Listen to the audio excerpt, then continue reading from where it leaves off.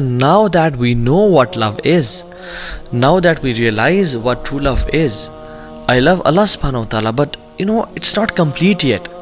I want to be there. What can I do? It's work in progress. مجھے کرنا کیا چاہیے؟ کیسے میں اپنے آپ کو آگے بڑھاؤں؟ تو اس میں سب سے امپورٹنٹ جو چیز ہے وہ یہ ہے کہ ہم اللہ تعالیٰ کے احسانات اور فیورز کو جانیں اپنے اوپر، اور اللہ تعالیٰ کے جمال کو بھی جانیں اور اجمال کو بھی جانیں. Because if you want to love someone completely, تو جس شخص سے آپ کو محبت ہوتی ہے نا، وہ اپیرنٹلی بھی بہت خوبصورت ہونا چاہیے، اور سیرت وائز یعنی اس کے احسانات بھی آپ پہ بڑے کمال کے ہونے چاہیے. So there are two lines, یعنی جمال اینڈ اجمال، and if they both are perfect, جمال از ظاہری خوبصورتی، اور اجمال از جتنا انعام اور کرم اور جتنا خیال اس نے آپ کا رکھا ہے. So when these two are complete, the circle of love is complete. And ہم یہ کیوں جانیں گے اللہ تعالیٰ کے بارے میں؟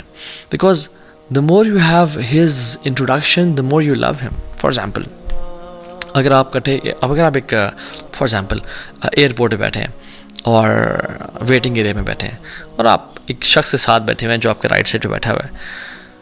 کوئی شخص آپ کو بتاتا ہے کہ you know who is this guy, he is the prime minister of such and such country, he is the president, he is the chief of army staff. And then suddenly your behaviour changes, your phone goes to airplane mode. آپ کو جو بھوک لگ رہی تھی وہ بھوک کے بارے میں بھول گئے. آپ جو بالکل کیجول اور لیزی ہو کے بیٹھے ہوئے تھے، آپ اوپر ہو کے بیٹھ گئے. And you want to focus on what he is seeing and you want to talk to him. حالانکہ کچھ نہیں بدلا، نہ انسان بدلا، نہ اس کا ڈریس بدلا، نہ انوائرمنٹ بدلا، سب کچھ ویسے کہ ویسے ہی ہے. بس آپ کو پتہ چل گیا کہ یہ میرے ساتھ جو شخص بیٹھا ہے کون بیٹھا ہے. آپ کا پورا ایٹیٹیوڈ ہی بدل جاتا ہے. Now your main focus is not the lunch they are about to serve، اور آپ کا آنے والے یعنی آپ کے کالز کس کی آ رہے ہیں، میسج کس کے آ رہے ہیں. نہیں، your main focus is یہ ایک شخص، اس سے میں کیا سیکھ سکتا ہوں یا کیا بات کر سکتا ہوں میں سے. رائٹ، یہی وجہ ہے کہ رسول اللہ صلی اللہ علیہ وسلم کے بارے میں جو 3 صحابی آئے اور انہوں نے ان کے اعمال کو جاننا چاہا، تو انہوں نے تو یہ سوچا کہ اللہ کے نبی صلی اللہ علیہ وسلم کے تو اگلے پچھلے گناہ معاف ہیں، ہم تھوڑے سے ایکسٹرا عمل کرتے ہیں. یعنی میں ساری زندگی روزہ رکھوں گا، ایک نے کہا میں ساری رات تہجد پڑھوں گا، ایک نے کہا کہ میں شادی کبھی نہیں کروں گا. تو رسول اللہ صلی اللہ علیہ وسلم نے کیا کہا؟ انما انا اعلمکم باللہ واخشاکم لہ، میں اللہ تعالیٰ کے بارے میں سب سے زیادہ جانتا ہوں اور سب سے زیادہ خشیت رکھنے والا ہوں، تو میری سنت کو فالو کرو. یعنی یہاں پہ علم اور خشیت دونوں سائڈ بائی سائڈ چلتی ہیں.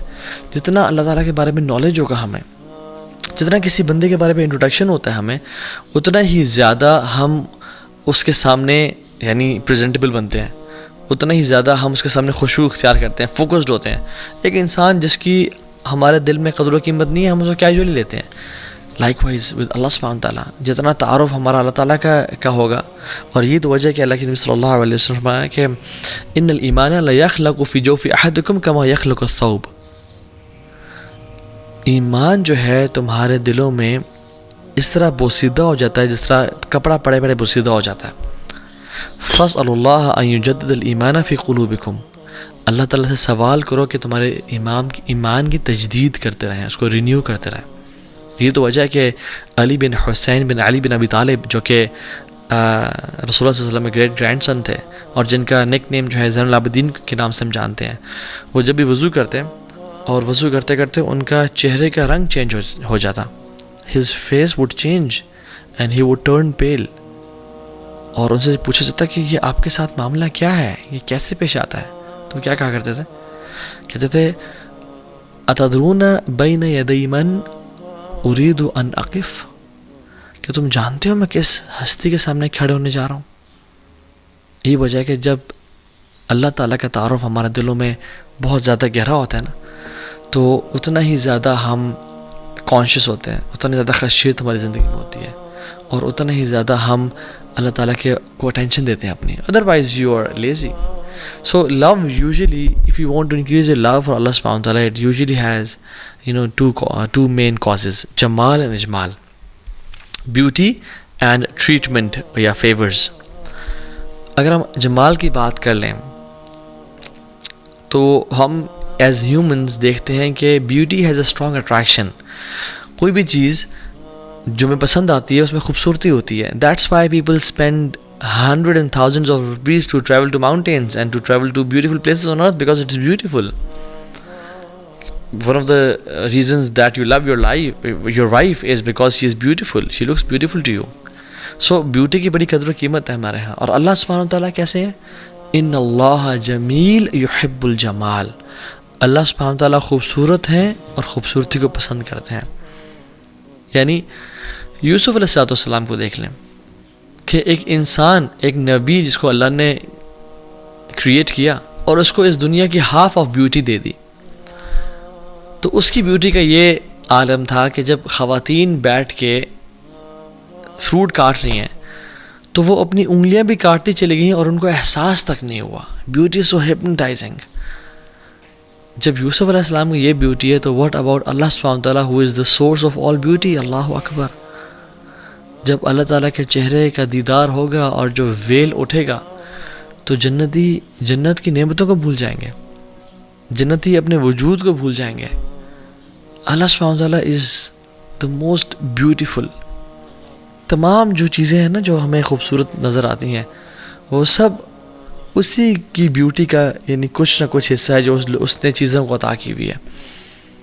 اللہ سبحانہ وتعالیٰ از دا موسٹ بیوٹیفل. اور اس کے بارے میں ہم جتنی بات کرتے جائیں اتنا کم ہے.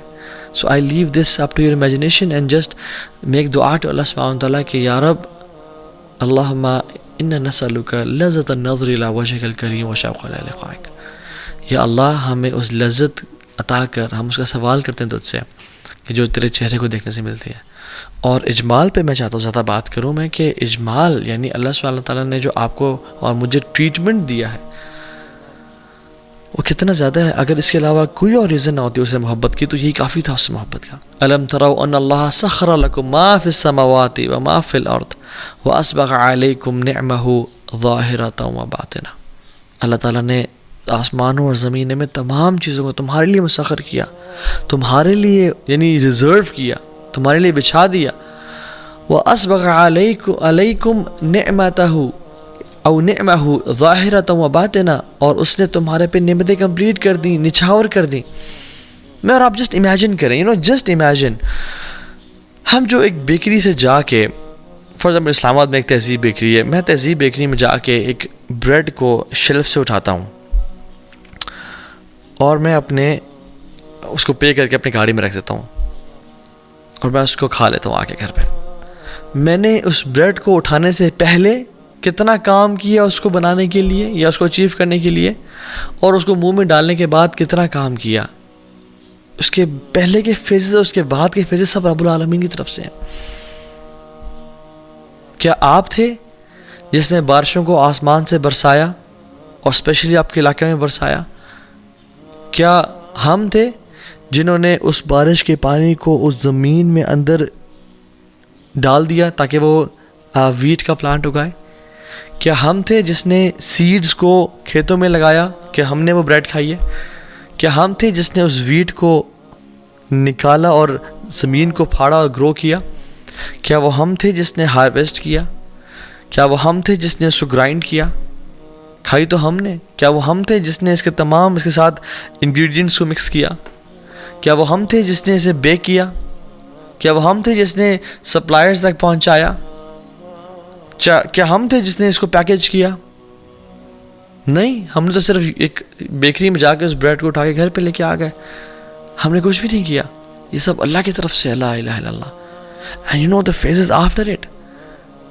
Who inspired the food to enter your throat? کیا ہم نے کیا؟ نہیں. اور ہمارے تھروٹ سے لے کے وہ ہمارے ایسوفیگس میں جا کے اور ہمارے اسٹمک میں پہنچ جائے، کیا ہم نے اس کو لے کے گئے ہیں؟ یہ اللہ کی طرف سے تھا. کیا ہم نے جب کھانا کھایا تو حکم دیا اپنے ایپیگلوٹس کو کہ وہ بند ہو جائے اور کھانا ٹریکیا میں نہ چلا جائے، کہیں ہم چوک نہ کر جائیں اور ہمارا کھانا یعنی ہمیں سانس بند نہ ہو جائے؟ کیا ہم نے ڈائجسٹو جوسز کو اور انزائمز کو ریلیز کیا to digest that piece of bread?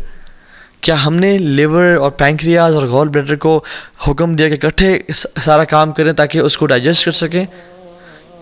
کس نے یہ سب کیا؟